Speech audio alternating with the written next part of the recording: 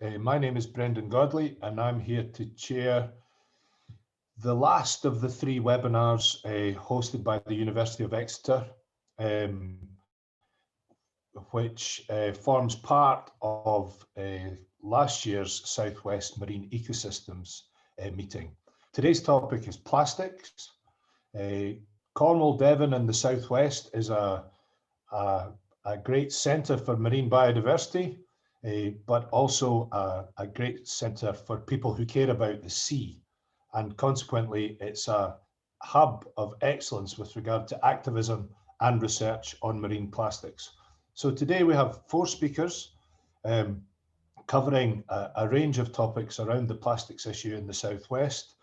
The meeting will be recorded. We'll probably reiterate that again in the chat. And we would ask attendees to post any of their questions in the Q&A tab down the bottom of their screen. Then I'll pose them to the panelists, and any that we don't get to, the panelists will endeavour to also answer in text afterwards. So without further ado, first up, we would like to introduce Delia Webb, who's the joint coordinator of the Cornwall Plastics Pollution Coalition, and her title is "We Kept Calm and Carried On." And so without further ado, over to you, Delia. Thank you. Thanks, Brendan. We're actually the Cornish Plastic Pollution Coalition, but we're not going to quibble about a word there with our shiny new logo as well. Right, I'm going to share a little presentation with you, and hopefully we'll have time for some Q&As at the end of it. Okay, we kept calm and we carried on, and we certainly did. And for those of you who don't know, the Cornish Plastic Pollution Coalition is a collaboration of over 50 marine conservation and environmental groups and experts across Cornwall. We have the massive groups, Cornwall Wildlife Trust, Surfers Against Sewage, 2 Minute Beach Clean, British Divers, but we've also got all the small voluntary groups in Cornwall as part of the network. So Polseth Marine Conservation Group, Friends of Parr Beach, and together we represent thousands of volunteers across the sector, and the coverage across Cornwall is vast. Both coasts, middle of Cornwall, coast and countryside. We have some incredible volunteers here. Normally, at the end of every year, the coalition does a statistics report. So we collate information from each of the member groups about the amount of volunteer hours they've contributed to beach cleaning or litter picking, and an approximation of the amount of rubbish that they've removed. And you can see from the last 2 years that the economic value of what they're doing is incredible. You know, £376,000 worth of volunteer hours in 2018, and massive £849,000 worth of economic value in 2019. And that's just the tip of the iceberg. These groups don't just pick up litter, they do education work, they do citizen science, they do wildlife monitoring. But we did have a problem with the statistic report for last year, for 2020, because of the pandemic had curtailed a lot of the activities of the groups. So instead, we decided to compile a COVID impact report that would give us some idea of how the groups, their members and their activities were affected by the pandemic. We did it by asking each of the member groups 5 questions. So what have been the positive changes and outcomes that you've seen during the year? The negative impacts and outcomes, what lessons that each group had learned from the year, and how those groups intended to modify the way they worked, and what were the group's objectives for this coming year, 2021. And then finally, we asked them for ways in which they felt that they could begin to collaborate more and new project ideas with the other members in the coalition. So that was the basis upon which we did our report.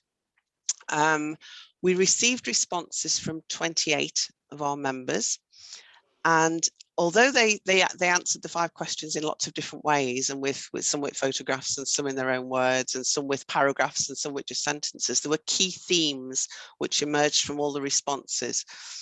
And there was a definite sense of commonality and agreement on some of those key themes. The whole report is 39 pages long, so I'm only going to give you a really brief run through of the report, but it is available for a download from our website, which I'll give you a link at the end. So this really is a very brief run through. So positive outcomes, and there were some. The peace and the quiet during the lockdown, less traffic, and we saw nature flourishing and reclaiming areas that humans had been before.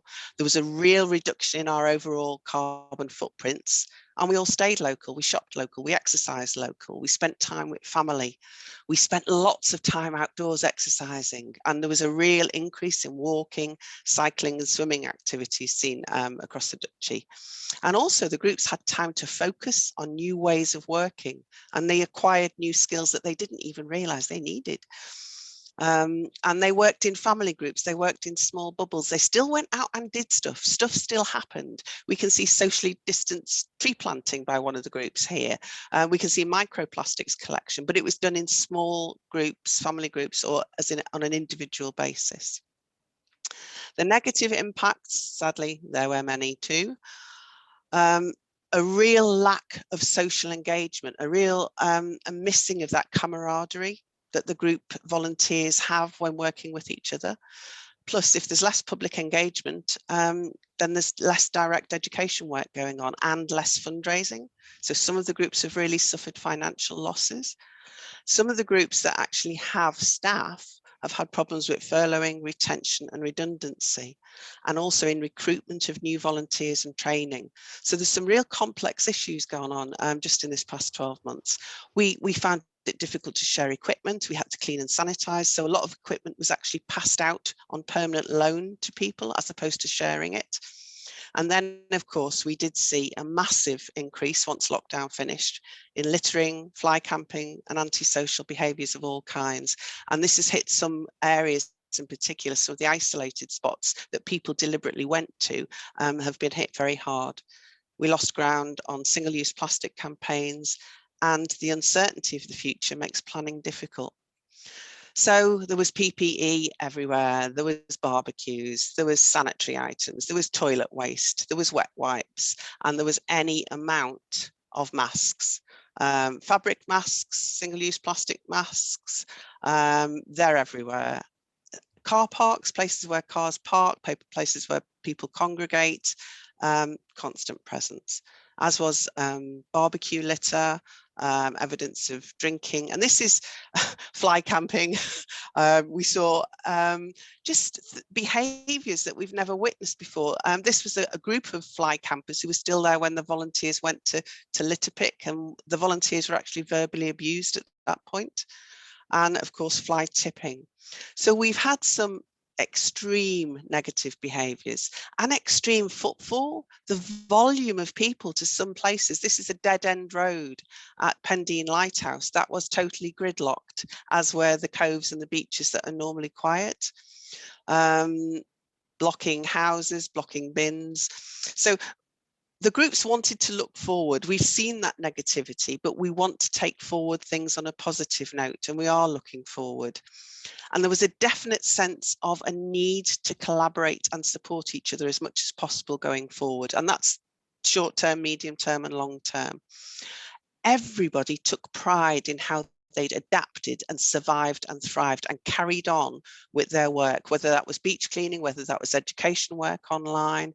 There was a real sense of pride in what they've achieved. And we kept our carbon footprints low. We travelled much less.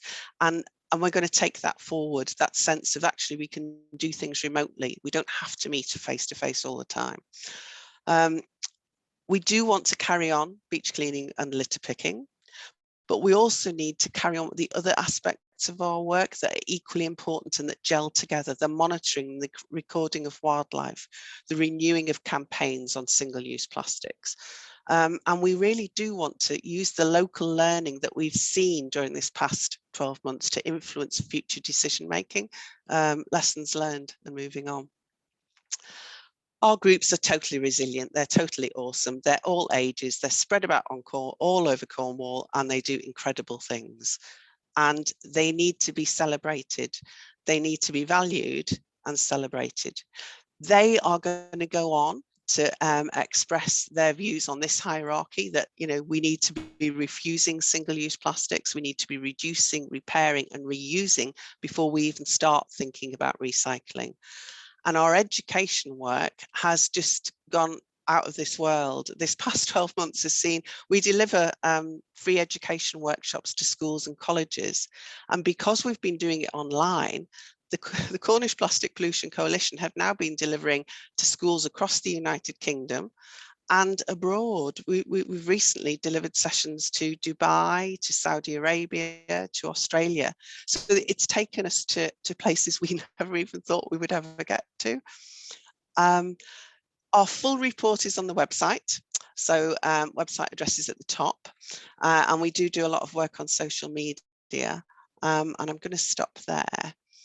But I think the message that we probably want everybody to take away is that the work that's being done, as Brendan said, it's an exemplar here in Cornwall. The way that the voluntary groups and the environmental groups work together and support each other is unique here, and it's envied by other places. But it's not just about plastic. We have to link everything together, the plastics, the climate change, the recycling, all of that gels together. And we've adapted and we've moved our education work on to reflect that. But I'm going to stop there. I'm conscious of time. And Brendan might wave at me soon. So if anybody has got any questions and they would like to ask, then please fire away. Thank you very much, Delia. Your timing was impeccable. I encourage people to put the questions in the Q&A box down below. To start with, I just wondered, taking it forward from the period between the two lockdowns, has there been a tendency for the PPE related items to stay high, or have they gone down again now with the lockdown and the lack of visitors apparently to the duchy? Well, that's debatable because some areas have seen visitors. Speaking from our experience way down west here in the far west, we've had beaches. I'm a marine medic as well, and we've had any amount of wildlife disturbance, and the amount of seal watching and seal sitting that we've had to do in the far west purely and simply because of footfall is incredible. So in those hotspot areas, yes, PPE, especially and supermarket car parks, there are definite places where PPE tends to accumulate and then blow from and get distributed from. But there are people about, sadly, even during lockdown. The thing that is going to be an issue is that we haven't been able, or we shouldn't have been travelling. So some of the really remote beaches and hotspots for large plastics, macroplastics as well as microplastics, the groups haven't been able to legitimately get to. So we will need to pick up on those remote places once we're allowed to travel. Okay. Does anybody else have any other questions? Stunned into silence. It's unusual for plastics. People must be just warming up to the new format. Any of the other panelists got a question?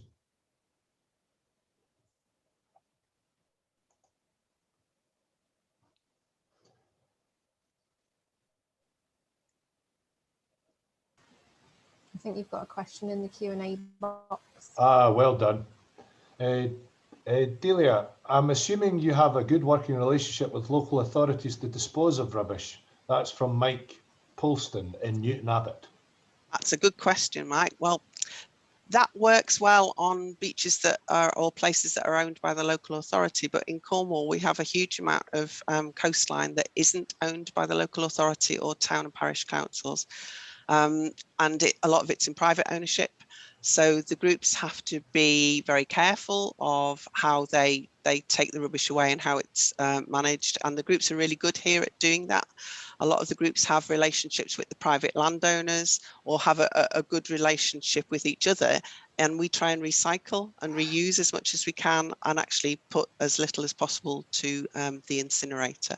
So we're quite creative, I think, in ways of getting rid of the rubbish. We have a good relationship with town and parishes on the beaches that are owned, and with Biffa actually, and Clean Cornwall is the partnership which links the local authority with us, the voluntary sector and businesses, and we work really closely with them to help get rid of the rubbish on local authority beaches. Great. We have you've got a fan, Jen, fantastic. Delia, as always, an anonymous attendee. Why do you think people stop caring about the environmental impact that single-use PPE causes? I don't think they stopped. I think people just don't think. I don't think people stopped caring. I really think people don't think. I think it's been difficult to focus on all sorts of things we normally focus on, and people are tired, people are strained, and there's other things for them to worry about. I don't think they've forgotten. I think it's just something that we need to revitalise and renew our campaign on when the restrictions as they ease. So that's what the groups are planning to do, really renew our education work. And has there been any sense of bins being removed because people don't want, like shops don't want to be changing them? Because I noticed that one has been removed from outside our local shop here in the village, and you know, I can imagine it's like there's maybe a risk assessment vibe, but it just means that I think there's going to be more stuff tossed out of windows by cars once the wrapper is therefore used completely. I think that's a whole conversation that needs to be had around bins and recycling facilities. In Cornwall, we've had a lot of community recycling facilities removed recently by the council.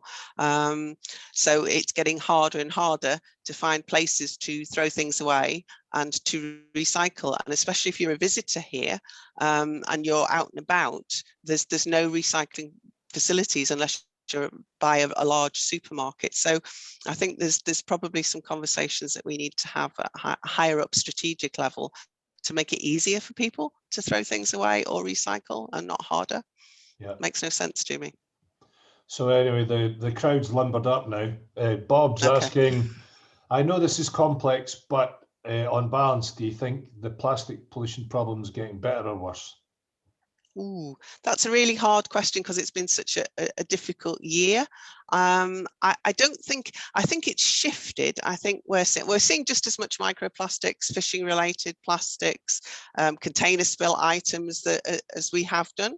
But we've also now added to it the PPE, wet wipes, single-use items of all sanitary kinds.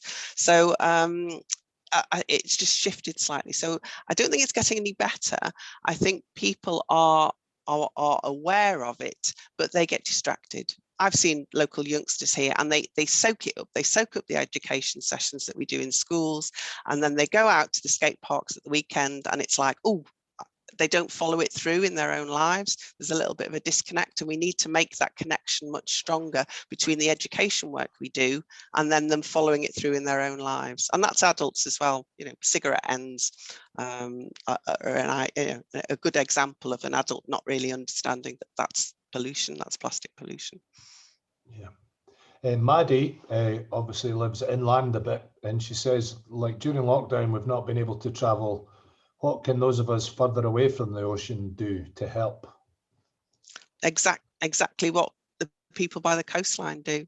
Advocate to refuse single-use items, use reusable items as much as you can, cut down on needless plastics, but it's also about thinking about what you buy in general. Consumerism, the more plastic that's produced, the more we buy plastics and things and stuff, the more will be produced. So and I think lockdown has given us all a good time to do our self-audit and look at what we need and what we don't need and what's really essential in our lives. And maybe if we just pared down a little, it might help overall.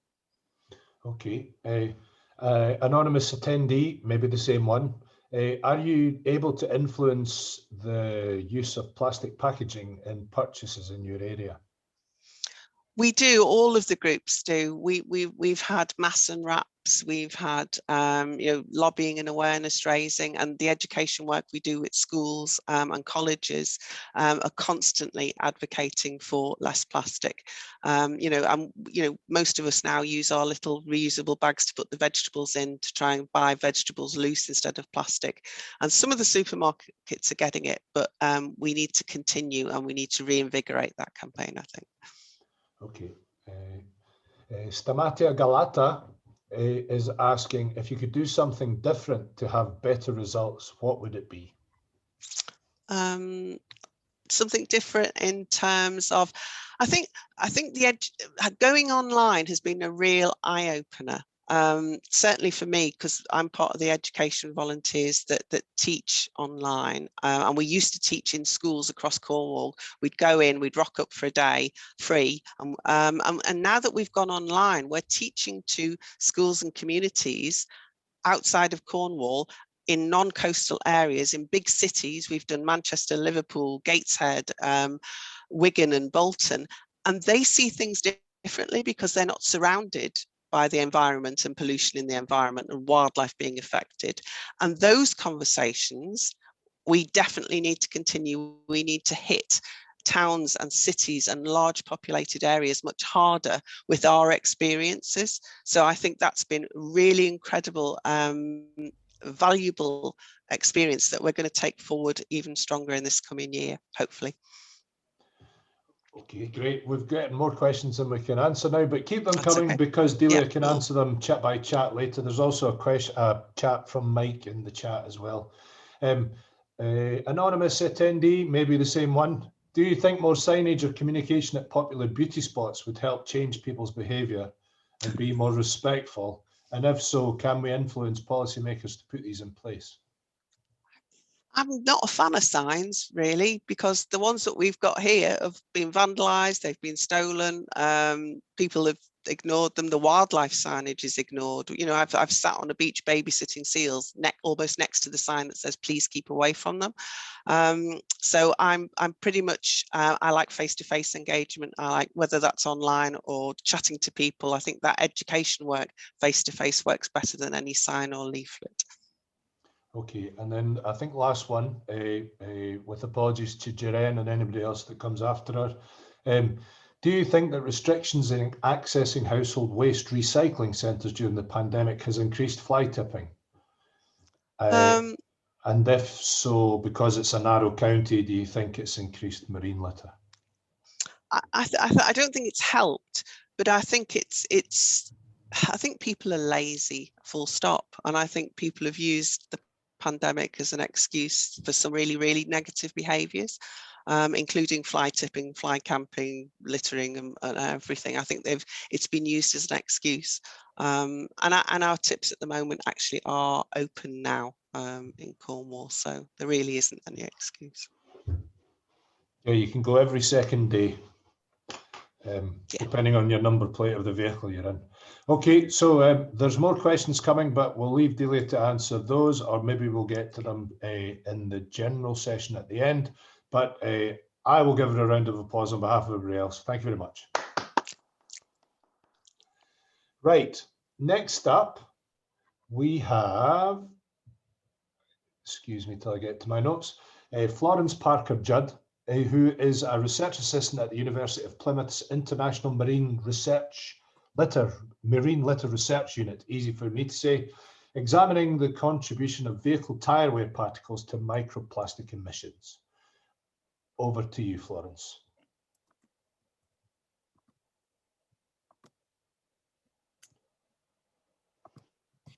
Oh, sorry, hang on, I'll try that again.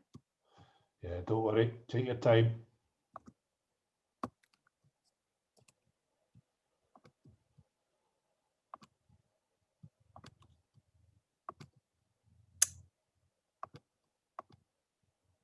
Good.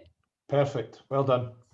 So yeah, so I'm Flo. I was just going to give a quick roundup of some of the work we did for DEFRA not long ago, looking at the contribution of vehicle tyre wear particles to microplastic emissions. So just to frame it in the context of the plastic issue, I'm sure as everyone here is aware, plastic is a huge global problem. And it presents not only an ecological issue, which is probably the most widely publicised effect, but also a social and economic one. So the economic value of the environment is dictated by its quality, which allows for a diverse range of activities. And it can reduce this value and therefore the economic benefit or increase costs associated with maintenance. And in terms of social effects, the presence of litter in the natural environments in places such as beaches has been shown to reduce or undermine the restorative effect or well-being associated with visiting places like beauty spots. That said, plastic is an extremely useful, cheap and versatile material. And the repercussions of plastic litter are really a symptom of a much wider problem, which is our linear use of resources to waste. Notably, plastic pollution in the environment is one of the few environmental challenges that is not directly linked to societal benefits. So in theory, in an ideal world, we could enjoy the rewards of plastic without the environmental damage.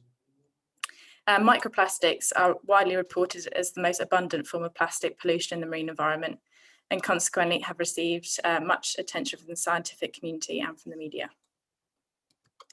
So in 2018, DEFRA commissioned a study looking at tire particles. And the kind of rationale for this, that there was a number of desk-based reports that emerged, which were suggesting tire wares to be the most substantial contributor to microplastics in their respective countries. And these also served as the basis for much wider global extrapolative reports, such as those by UNOMIA and the IUCN, who presented very similar conclusions. However, these studies took a desk-based approach, since data from the environment is lacking. So for example, they calculated the difference in weight at the start and end of a tire's life and scaled it up by the number of cars on the road globally. So while we have evidence that they're generated vast quantities at their source, so they're thought to shed about 10 to 50% of tread weight during their life in service, which equates to about 0.8 kilograms per capita a year. And you can recognise that for yourself. Often when you take your car into its MOT, you get recommended that you have to change your tread because it's worn too thin. So despite that, there's very, very little understanding on or data on the extent, transport potential and distribution once within the natural environment. And notably, very few studies actually report tire in the environment, and particularly the marine environment. And we're not sure, is this due to a low or sparse environmental abundance, or is it because we're using the wrong methods of isolation and identification, so we're missing all the tire particles? And you can see in the figure on the right there that less than 1% of studies returned from a Web of Science search, which all these studies quantified microplastics in the natural environment, and less than 1% reported tire wear. So our aim was to look to generate some primary field data on emissions of tire wear particles as they pass to the marine environment, so taking an end of pipe sort of approach. And in each instance, we also quantified a known prolific microplastic polluter, which in this case was synthetic fibres, in order to give some understanding of the relative importance of tire wear. So what are tire wear particles? They're formed due to friction at the tire interface, which is very much necessary for their function. It's a bit like when you have grubby hands and you rub them together and you create kind of tapered end, elongated particles, a bit like you can see in the image on the right there. They're often referred to as tire road wear particles because they pick up and incorporate worn road surface material, and consequently their density is also highly variable, depending on the proportion of tire to road wear, which is thought to vary between about 10 and 50%. So in terms of the tread itself, that's comprised of a very complex blend of compounds. So the chief component is a mixture of rubbers, but you also have plasticizers and oils for elasticity, minerals and vulcanization accelerators for durability, and then fillers such as carbon black and silica for resistance and strength. And all of these components also have variable densities, but directly abraded tread is estimated to be about 1.1 grams per centimetres cubed. Reports of environmental tire wear or tire and road wear is very variable and very limited, but it's thought to be about between 1.2 and 2.5 grams per centimetre cubed. And they're also very, very small, between about 4 and 350 microns. So our approach was to quantify tire wear and the theorised principal entry points to the marine environment, and we thought this would be treated wastewater effluent, untreated stormwater runoff, and deposition from the atmosphere. And then within the atmosphere, we also looked at different road types. So we looked at rural roads, urban roads, and motorways. So as I mentioned, tire particles are very complex to process and analyse compared to more conventional microplastics. So normally we might use density separation and spectroscopic techniques such as FTIR to isolate and identify our particles. So we took a different approach here, and we partnered with Newcastle University and used pyrolysis GCMS, which is a bulk chemical analysis, and it was able to quantify a unique component within Tyre tread, in which case we used here the vulcanization accelerator element, as it had quite a niche application, and we could use that as a marker or a proxy for Tyre wear in the environment based upon the relative proportion of this compound normally in Tyre tread. We also conducted some very rudimentary lab-based settling experiments where we subject Tyre wear harness the environment to settle over different periods of time. And then we replicated the whole thing in Bristol as well as Plymouth to provide a bit more generality to the results. So some of our key findings: we found Tyre wear markers in every pathway that we looked at, present in the vast majority of surface runoff and atmospheric deposition samples, and that was across all 3 road types, but only in about half of the wastewater samples. And Tyre wear could have entered wastewater either because a portion of surface water drainage actually enters combined sewage systems, and the rest is directly released to surface waters, but also the quite exposed nature of a wastewater site, those big open basins, could have lent themselves to contamination from the atmosphere. We found motorways to have greater emissions than urban roads, and urban roads greater emissions than rural. You might actually expect a high emission rate per vehicle from urban environments because of the driving behaviour. So around things like traffic lights, motorways, and roundabouts and congestion, you get a lot of aggressive braking and cornering and accelerating, which increases wear. However, we think the sheer traffic loads and speed of motorways, which is also thought to increase wear, might explain that result there. And you can see myself and my colleague Imogen very glamorously out collecting some sewage samples there. So the different units that were necessary to quantify Tyre wear in continuous wastewater emissions but intermittent surface water drainage made comparisons between the 2 pathways quite challenging. So we converted all the results and scaled them up to a common unit, which we decided to do annual emissions over the 2 coastal catchments that we'd surveyed. So for example, for the wastewater samples, we calculated the daily effluent discharge rate from each plant over each season and then scaled that by the average Tyre wear emissions we'd recorded. And on balance, in the areas we surveyed, surface water drainage appeared to be the most substantial pathway, despite the fact it's actually only discharging during rainfall events. We also found Tyre wear in quantities that suggested that the desk-based estimates are likely correct. Higher particles in the pathways we examined and the 2 catchments we examined are substantial emitters of microplastics, and we can be confident of this for 2 reasons. One, our figures were agreeable with the limited existing reports, so there was 1 previous estimate of Tyre wear in runoff and 1 in wastewater effluent. And 2, when we compared with the emissions of synthetic fibres, Tyre particles appear to far outstrip synthetic fibres. So in terms of outlook, so our settling experiments in the lab actually indicated that the Tyre particles at the smallest end of the spectrum, which notably make up less of the mass but are far more abundant, actually have the capacity, once expelled to the marine environment, to remain floating at the water surface, so could potentially be transported quite long range, whereas the larger particles likely settle close to the point of emission. And that was agreeable when we did our theoretical calculation of settling velocity, which estimated a settling rate somewhere between 0.1 and 0.00001 meters a second. However, it's worth noting these were done in a lab, and in the environment, turbulence in the water, at the water surface and in the water column may influence behaviour. So now we know they are emitted to marine environments. I think future work needs to focus better on the distribution and transport potential once within the marine environment. And that will also help inform toxicology studies. So if it turns out that the vast majority of particles settle into marine sediments, then the species that are sensitive are likely to be different than if the vast majority are to remain at the water surface. Also, increasing sampling efforts will likely enable conclusions to be drawn on a wider geographical scale. So if you can draw conclusions nationally, then you have greater relevance for policy intervention. And hopefully these are some of the things that will be addressed in the new 3-year Tyre loss project, which is led by University of Plymouth, but is also working with Plymouth Marine Laboratory, University of Newcastle and University of Exeter, which has just started. And you can see a copy of the report that we did for DEFRA just on the right there. So in conclusion, Tyre wear is obviously a highly complex issue, and they're not a dispensable product like, for example, microbeads and cosmetics. And to add to that, friction is very much necessary for their function. Tyres are already heavily regulated and the industry is not going to compromise safety at the expense of wear. So yeah, in general, a lot of unanswered questions remain and lots more work to be done. But I think that's about it for me. Happy to take any questions.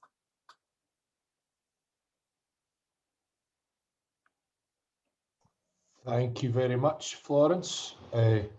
We'll take any questions in the Q&A session. I could start by asking, what do you think? You know, obviously not holding you to it. Do you want to stop screen sharing and then you'll appear bigger? What do you think the likely ecological impacts of tire wear might be if they've got a density of between 1.1, 1.2 and 2.5? They're going to sink, right?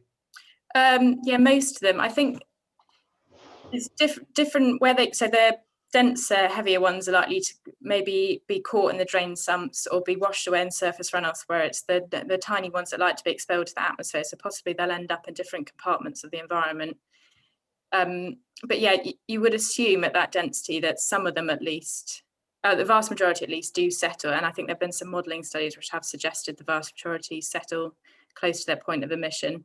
But in terms of their toxicity, I don't think there's been very much on it, but the ones that have noted you need to consider both the toxicity of the particles and also the leachate. And it's a bit, I guess it's a bit different to other plastics, as we know what's in them. So you've got PAHs, heavy metals, phthalates, is that, sorry, I pronounced that wrong. That's right. Yeah, we know already that those things are toxic. It's just we don't know yet what realistic environmental concentrations are or what the exposure levels are. So I think that's quite fundamental to establish straight away. Okay. Matt Cole has asked you a difficult question. So he started off by saying, great talk, but he says, given the density and size distribution of tire particles, how effective do you think roadside sumps are likely to be at capturing them? And are drainage systems going to be the main route to the environment, or is it going to be airborne? Yeah, it's quite a complex issue because, like I said, with the issue of microbeads and cosmetics, they have an easily exchangeable natural counterpart. You just take them out and you're sorted. I don't think you're going to be able to do anything like that for tyres. So yeah, you could try and improve retention of particles and things like drain sumps. But even when they have capacity remaining, because quite often I think probably due to things like council cuts, they don't actually get emptied very often. So even the denser, heavier particles aren't being retained because the sumps are already at capacity and they're just passing straight through into surface waters. So yeah, are they improving retentions in drain sumps? There are also some devices already fitted to treat runoff pollutants in highways.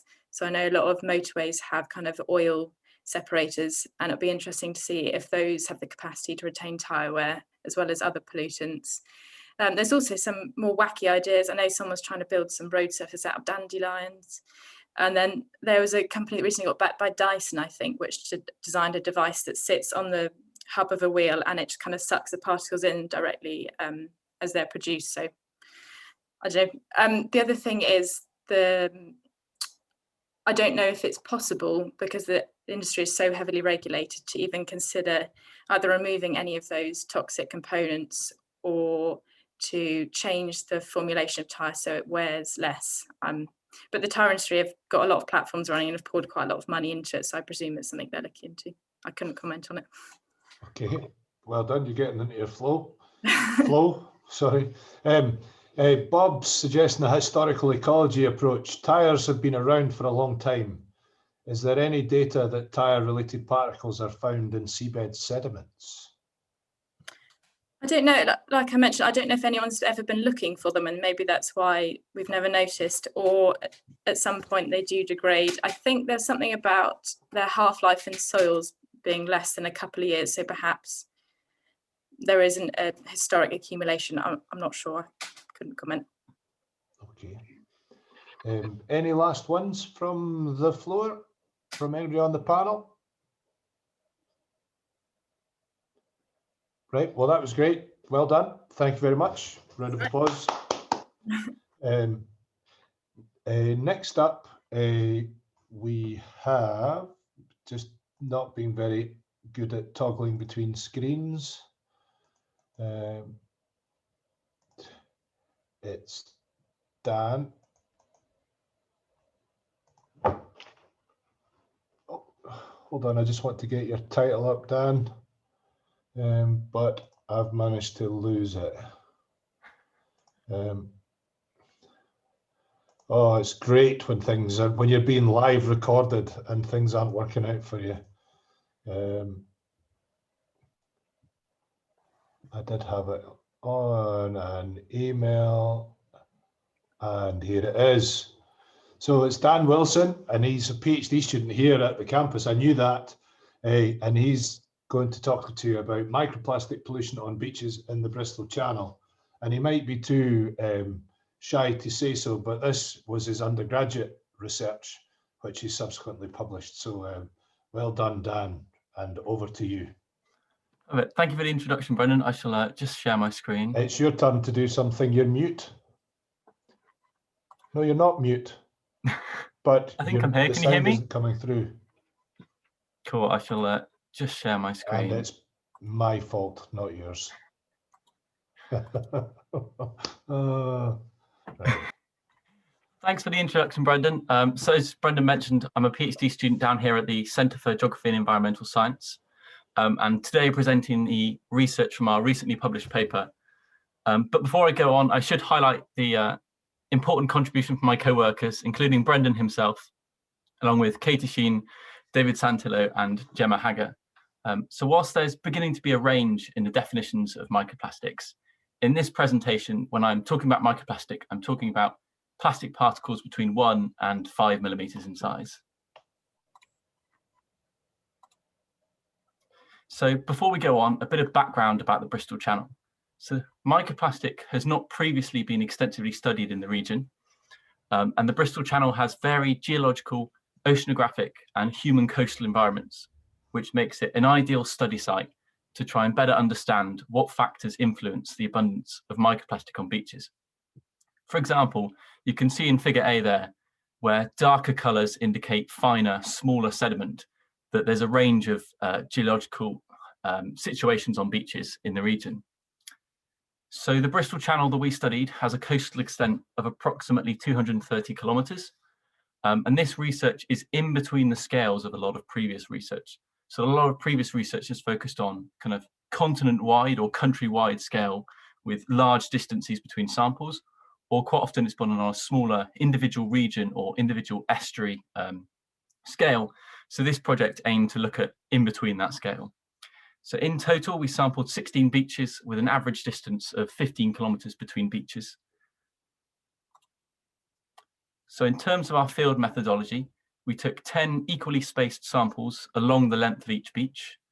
We took samples from the most recent high tide line in order to give a snapshot of plastic washing up at that beach on that particular one tide.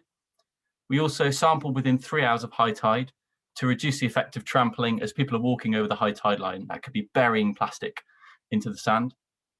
We collected beach sediment from the top 2 centimetres of a 25 centimetre squared quadrat, and we used a wooden quadrat and a steel trowel to reduce the chance of contaminating our samples. And we used brand new clear sample bags, which would have been easily distinguishable if they'd have contaminated our samples.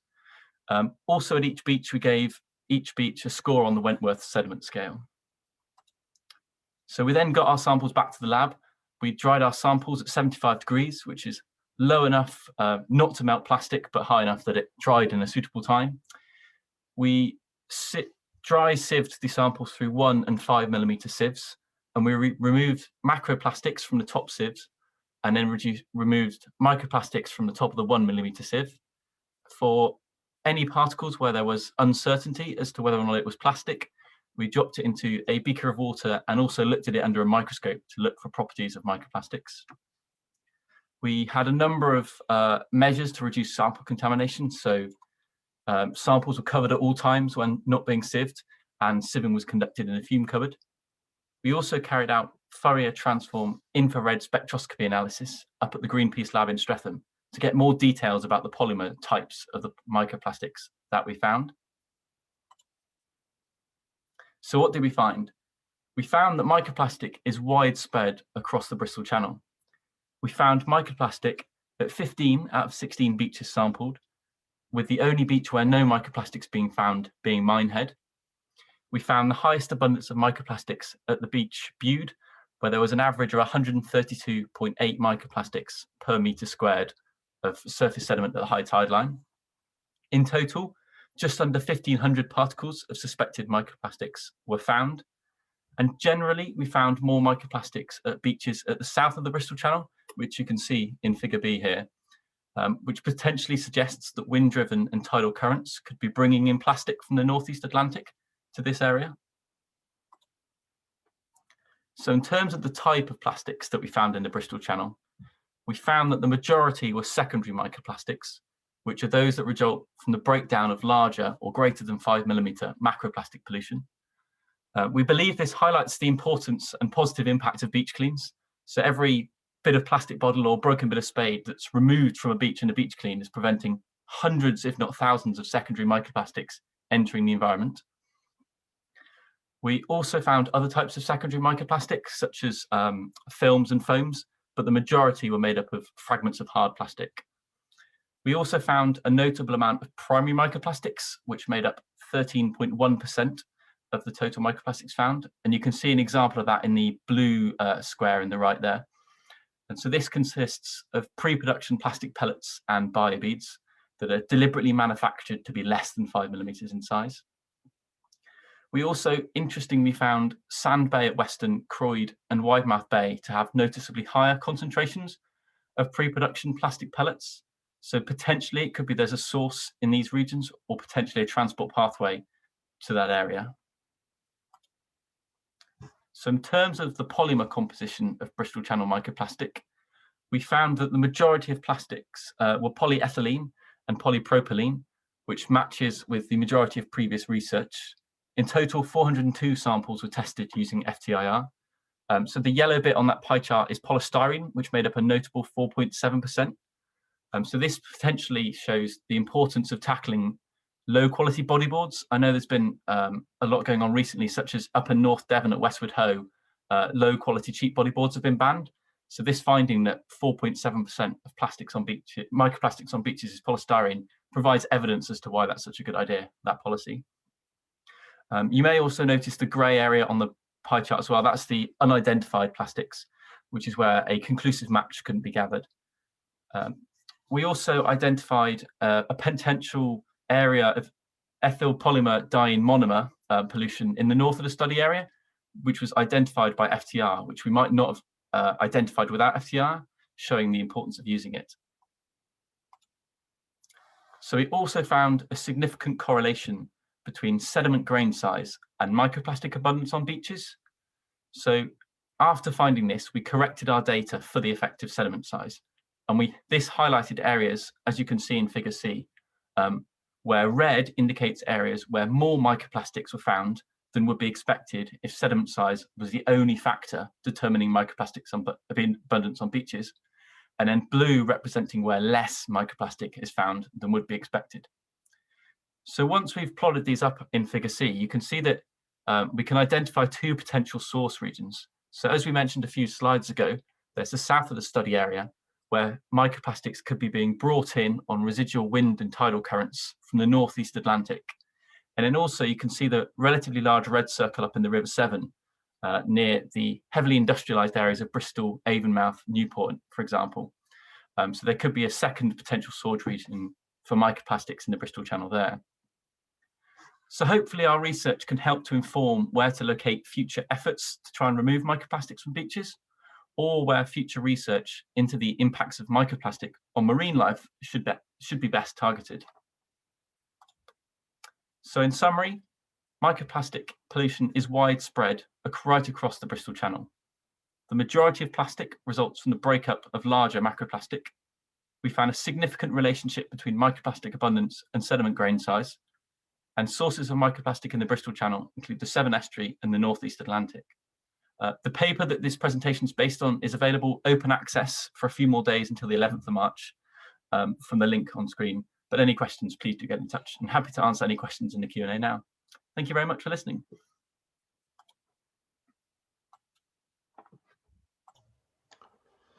Thank you very much, Dan. Impeccable timing. We're now ahead of schedule, which is always a good place to be.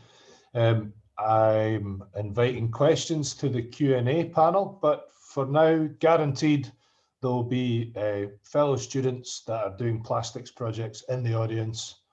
What would you go back and change if you could have a time-turning machine and go back to the beginning? I'd go back and do a more full sediment analysis. So I'd do a full sediment grain analysis from perhaps one sample from each beach, which at the time wasn't something I had time to do. But that's something that I'd recommend, I think. Also doing a pilot study. I learned the hard way not to try and get samples of microplastic on a Saturday afternoon at 3 o'clock. The beach is way too busy. There's people everywhere, lots of funny looks. It's much better to go early in the morning as soon as possible after high tide was also an important thing I'd say to note. And finally, speak to local people. I emailed beach owners, and I think Delia mentioned earlier that beaches are owned by a huge number of different people. But almost everyone I spoke to was really helpful. I had numerous cups of tea with beach managers and whatnot on beaches, which gave me loads of useful information that I wouldn't otherwise have got. All right, well, that was a great answer to a question that sounds like it was a plant, but it wasn't. A question from Inesh. Any particular characteristics of the beach where no microplastics were found? So this was in an area where there was slightly larger grain sediment, I think. And also it's one of the beaches that we think is regularly cleaned. So it could be that when the beach is cleaned, microplastics are buried deeper in the sand. Because quite often the beach cleaning apparatus can only pick out the larger bits of plastic. And so it could be that the smaller bits of plastic got effectively buried because we only took the top 2 centimeters. So it could be interesting in future research to potentially look at a bigger depth profile. Okay, Astrid has asked a related question. It might be slightly overlapping, but we'll ask it anyway. Do you know if any of the beaches that you investigated are being used for beach cleans that could have influenced or altered your results? I'm thinking especially, have you got especially zealous beach cleaners in Minehead that go right down and get everything? So yeah, so it could be. It's a hard one to tell because our study was kind of a single snapshot in time. What would be really interesting would be to monitor kind of a set of beaches over time and also taking into account what beach cleaning is happening in the local area. Because it's really hard in that you could have a beach where it's being really vigorously cleaned, but it's in an area that just happens to be on a particular current or a particular residual wind current that is just pushing lots of plastic into that area. So it's sometimes hard to pin down exactly how much impact, but it'd be interesting if we were to repeat this study, for example, in five years' time, if there'd be less polystyrene because of, for example, the bans on bodyboard, those low quality bodyboards in certain areas would be something that'd be interesting to look at. Okay, Sam Granger says, excellent talk, very well done. Did you consider the risk of flood debris on the impact of plastic pollution to the north of the Bristol Avon catchment? That'd be something which would be quite interesting to look at, because I did notice for example, when I sampled Severn Beach, there was kind of a bigger line of flood debris further up the beach, which we didn't sample in this study, but it'd be something that'd be interesting to look at. We kind of focused on a snapshot in time by going for the most recent high tide line. And then Chloe Shute asks, well, first she says, great talk, Dan. Did you look at the size distribution of the particles? In terms of plastics, we didn't, but it would be something that'd be very interesting to look at. We did also count the numbers of macroplastics that we found as well, and they showed similar patterns to microplastics. But yeah, it'd be something that'd be interesting to see, because it could be that different size plastics accumulate differently in the beach environments. So for example, nanoplastics and really smaller plastics may accumulate in a different section of the beach to microplastics, which could in themselves accumulate in a different place to macroplastics.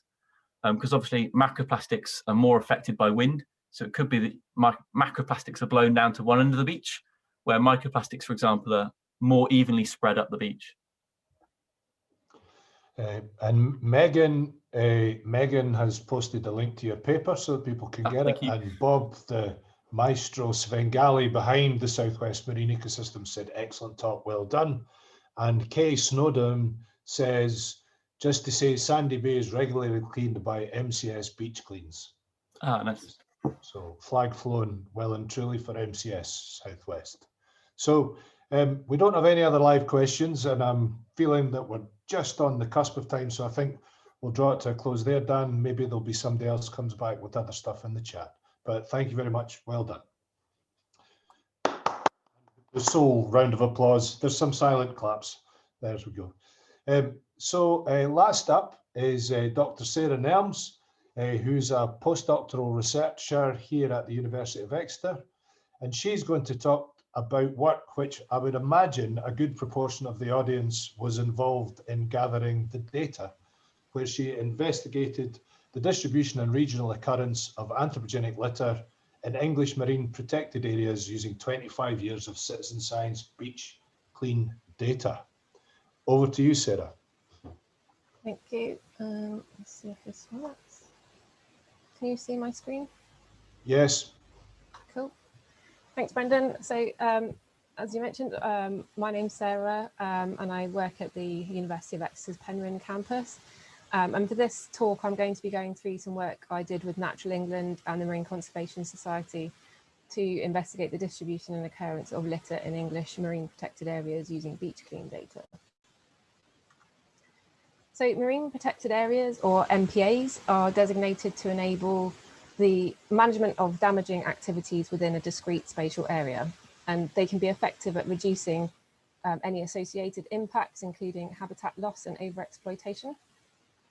The number and area of MPAs in the UK has grown in recent years from 2% of UK seas in 2008 to 25% in 2019. And whilst MPAs can be effective in the management of discrete localised pressures, such sites remain exposed to the potential impacts from broader scale pressures, such as marine litter, due to its diffuse nature and lack of constraint by legal or political boundaries.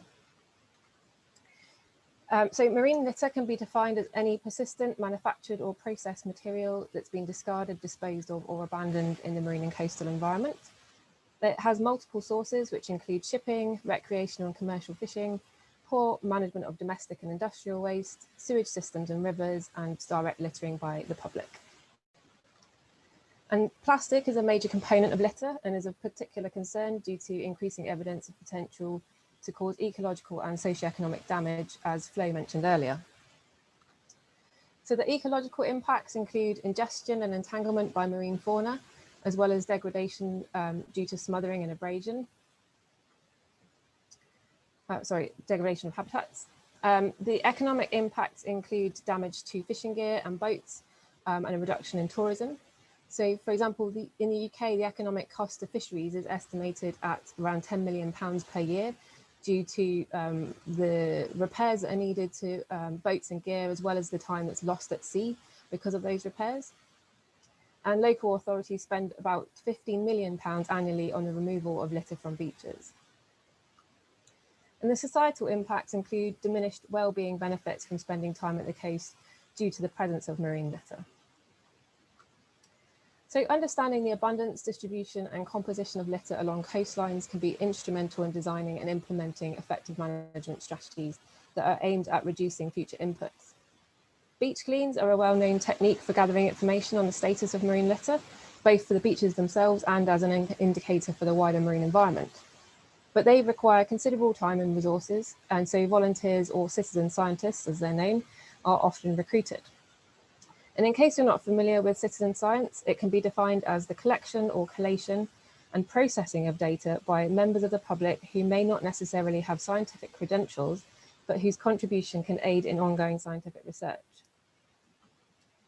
So it can be applied to a range of environmental questions and offers a huge benefits both for science and society.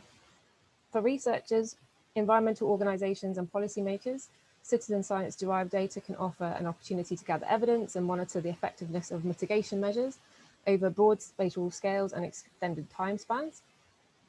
And utilising a volunteer workforce alleviates some of the logistical and financial constraints that would be incurred if professional scientists were employed to collect such large volumes of data.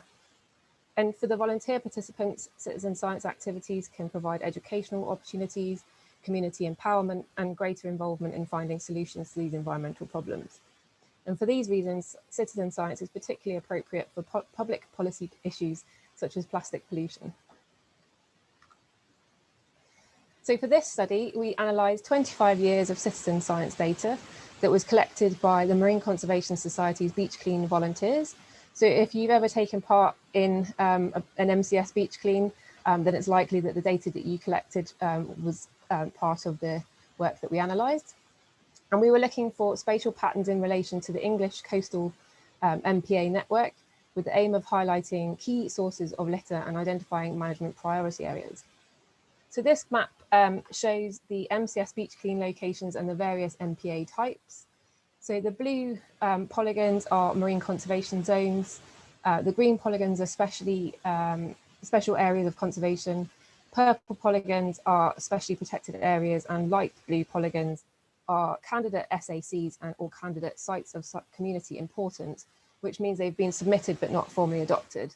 And this differentiation between the MPA types isn't really that important here. It's just that I wanted to explain why they're different colours on this map. And as you can see, there's good coverage of the English coastline by the MCS beach cleans, as shown by the orange dots. And this meant that we had litter data from 1,836 beach cleans that took place on 646 beaches in 112 English MPAs.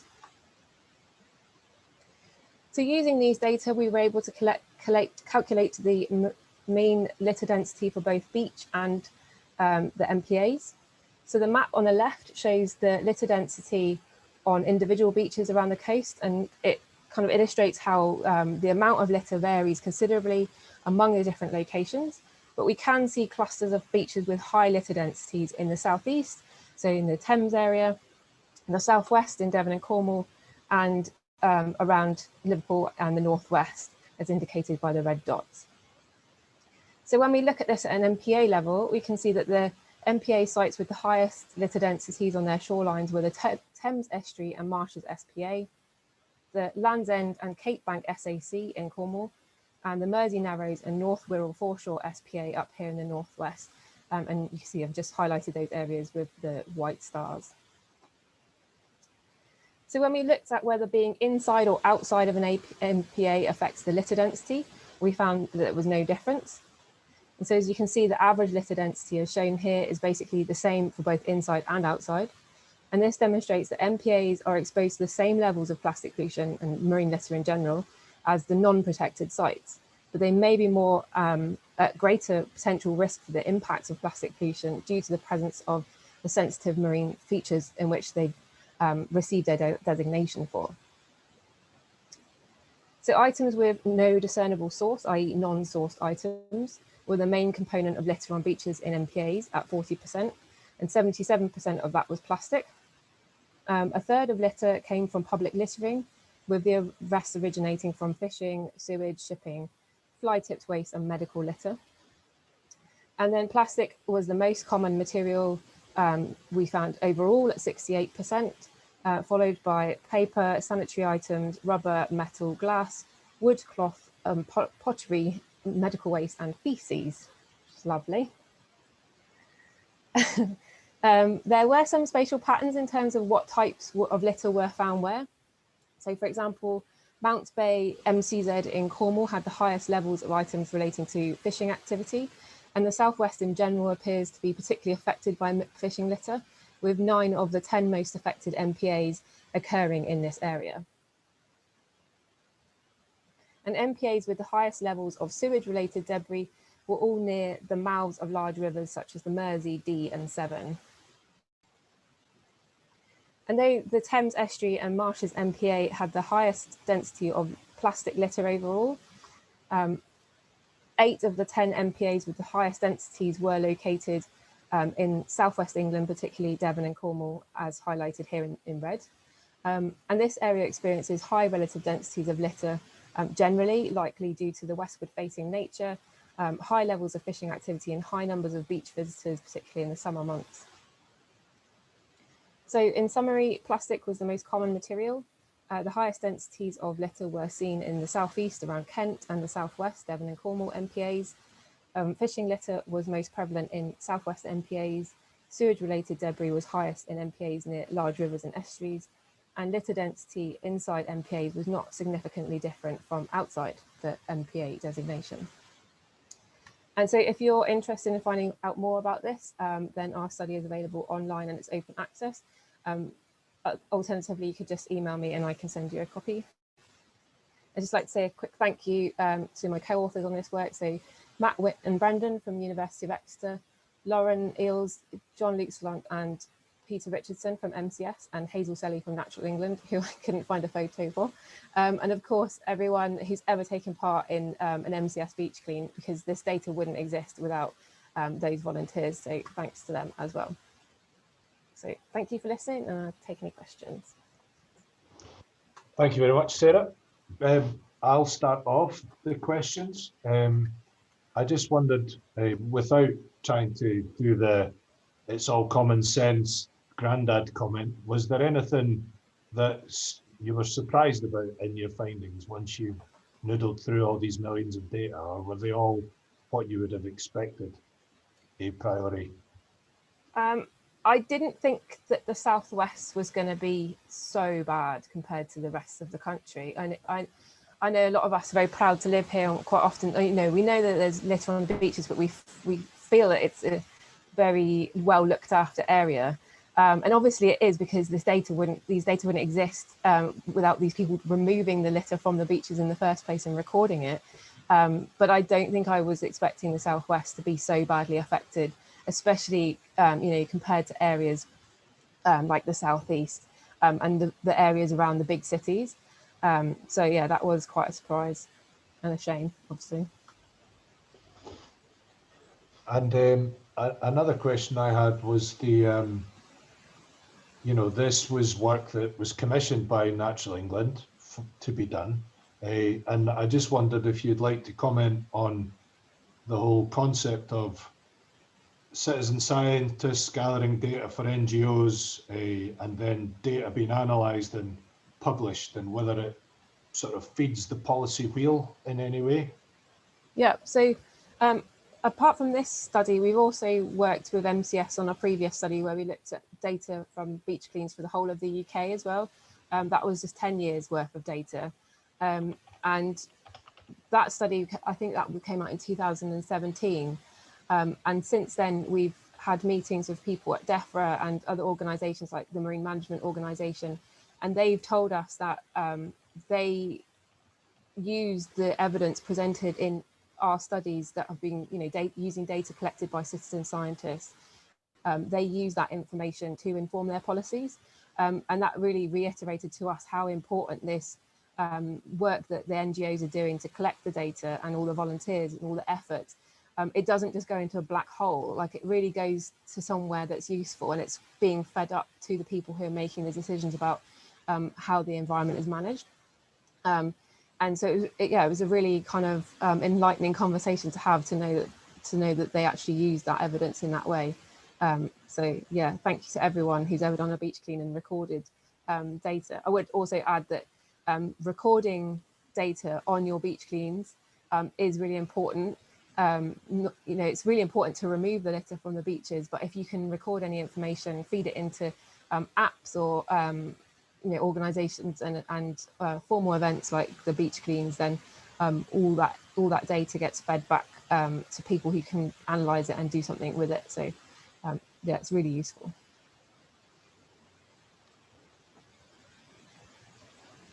I'm just checking. It seems that people have gone shy again after warming up in the middle. They seem to have gone shy. Do we have any questions for any of the panelists, Sarah, or even a generic question to all of the speakers? I think Dan has his hand up. I did have a question for Sarah, if that's all right. Yeah, great. I just wondered, do you know if there's any data on somewhere the macroplastics come from? So, for example, if any of the macroplastic has a label that makes it potentially identifiable as coming from, say, America or Europe or somewhere like that? I think that incorporated in. I hope I'm not going to misrepresent MCS here, but I think there's an opportunity in the kind of free text column, or you know, in the data sheet, to record any kind of interesting observations. Because it's not a kind of mandatory field, and it's quite a subjective thing, I didn't include that in my analysis because not everyone records it, and you know, it's a bit of a grey area, but that information would definitely be really, really useful, and also like things related to the kind of characteristics and the age of the plastic as well, whether I mean, Brendan and I have talked about this quite a lot. You know, how many of those crisp packets that we're finding have literally just been dropped and then somebody's come along and picked it up, or like, has it been brought in by the sea and deposited on the beach? Like, we don't know that information, and until you can kind of really disentangle all that detail, there, it's quite hard to know exactly what the sources are. Yeah, Delia. Yeah, I was going to add. I mean, anecdotally, all of the groups involved in the coalition have got massive amounts of experience with, you know, cross-Atlantic pollution. We've, you know, there are certain beaches that attract those items more than others. And we also have experience with container spill items, the infamous Lego, the HP cartridges, the vanished bottles.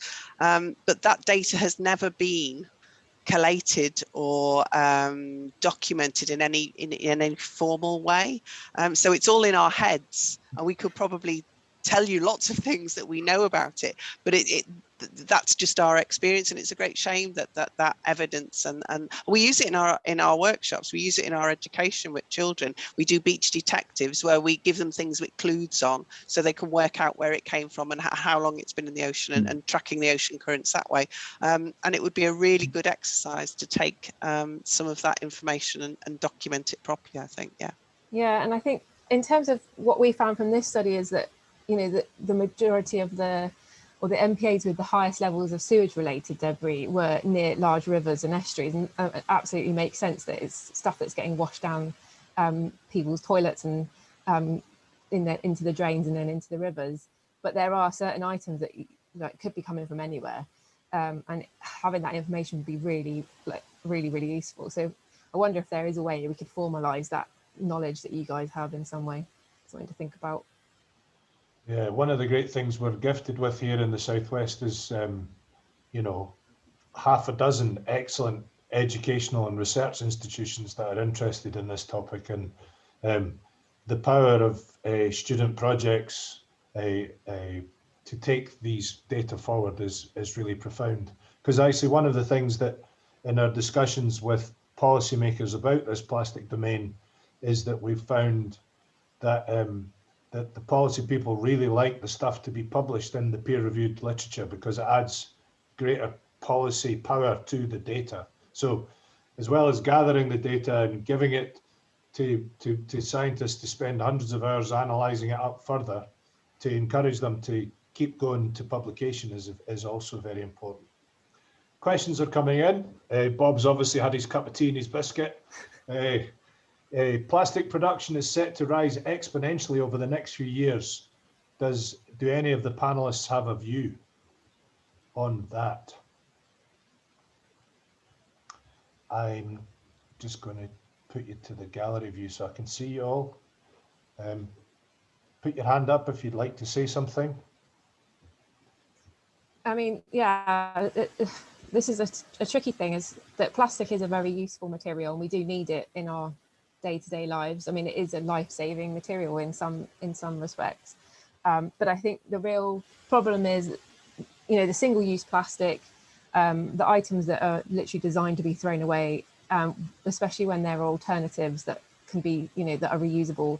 That to me, that's the biggest problem, the single-use items, and also the disposal and the lack of forethought about the future of the items that are being produced. So as Flo was talking about, you know, we should be thinking about a circular economy. We should be thinking about what happens at the end of life of that product, and then we wouldn't need to generate so much plastic in the first place. So it's kind of yeah, it's a double aspect, really.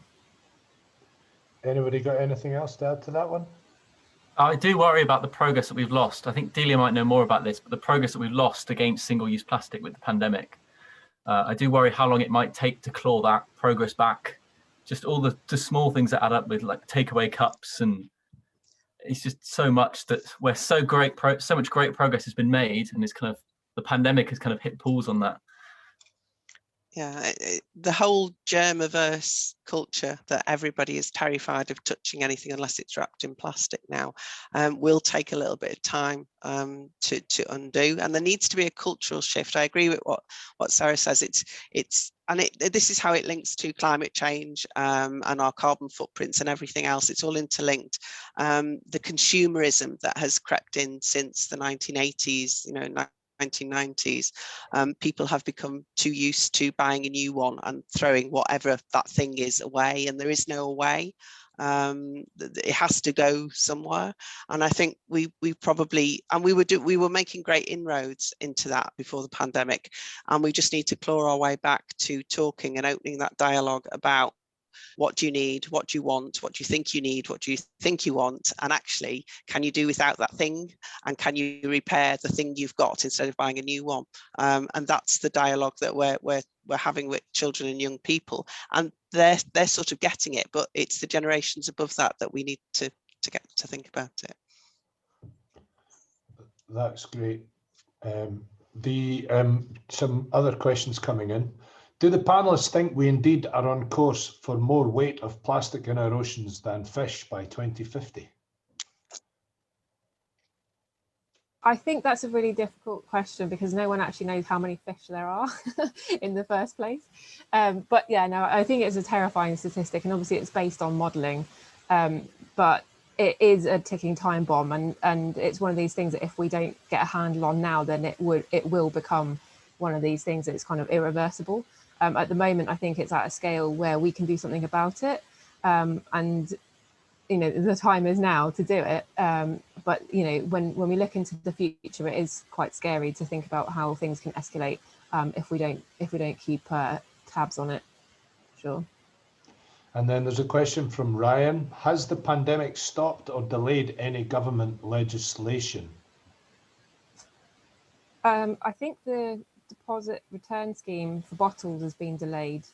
I think that was about to be brought in just before the pandemic hit, and it's been, I might be wrong, but I think it's been pushed back before being brought into as legislation. So I think there's still work in progress on that one. I saw Flo nodding. Have you got something there, Flo? No, I was just going to add to the previous question, but I don't know about any legislation. Hey, well, go ahead. No, I was just going to say, while everyone's so interested and hyped around plastics, it's a good time to act because you have all the relevant stakeholders aligned. You have the policymakers, the public, the scientists. So soon everyone probably move on to something else and lose interest. So it's a good time to get it done. I've got another question from Alex.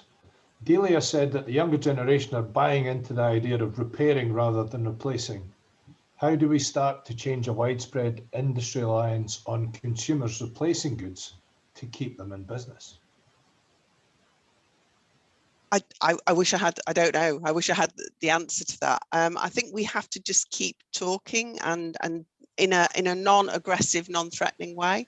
I don't like waving a big stick at people, and we don't do that when we talk to children. We don't say you shouldn't buy this and you shouldn't have that. We show them the evidence. And we've got, it's like Sarah's whole talk was about the evidence that we've got from Cornwall. We know it's bad here. We see it on a daily basis. We've got photographs, we've got, we record what we do. When you actually show people that real evidence of here, close to them, it's not the Southern Ocean, it's not the Antarctic, it's here where we live. That's really powerful. And I think the more dialogues we have in that respect of showing people that the evidence from here, local, where we live, it really does make all ages think. It's quite time consuming, and it's quite, you have to put an awful lot of resource and manpower into it, but I think it reaps great benefits. I think there's been quite a lot of lobbying to kind of top level policymakers, and I know that the EU are bringing in legislation to ensure that new products that are being made should have an end of life plan for them. Things like washing machines and hoovers, they should have an end of life plan, but also they should be as easy to repair as possible, because a lot of machinery and products these days are so complicated that no one can actually repair them, so they just get thrown away. So companies are being encouraged now to have that into their design process as well. And you have culprits like Apple, who every generation of iPhone have a different charging port. So you have no choice but to buy a new one. Yep. I also think that there's items that people don't even think of as single-use plastic items, like false fingernails and hair extensions, and lots of products that are essential in some people's lives, but they don't relate to plastics and plastic production. And I think there's conversations that we need to have about those items as well. That might be difficult, but yeah, we need to talk about. Particularly as those items are probably less likely to be able to be recycled as well. Yeah. Oh, I know there's, going back to the legislation, I know there was some dialogue at certain strategic levels about bioplastics and compostable plastics as well, and about how we have no legal definition. And it's a bit of a grey area in what's a bioplastic and what's compostable. And I don't know whether that's been delayed, but that would be interesting to follow up, because we have a pretty big issue with some items being called bioplastics and compostable when actually they're not, certainly not in the marine environment.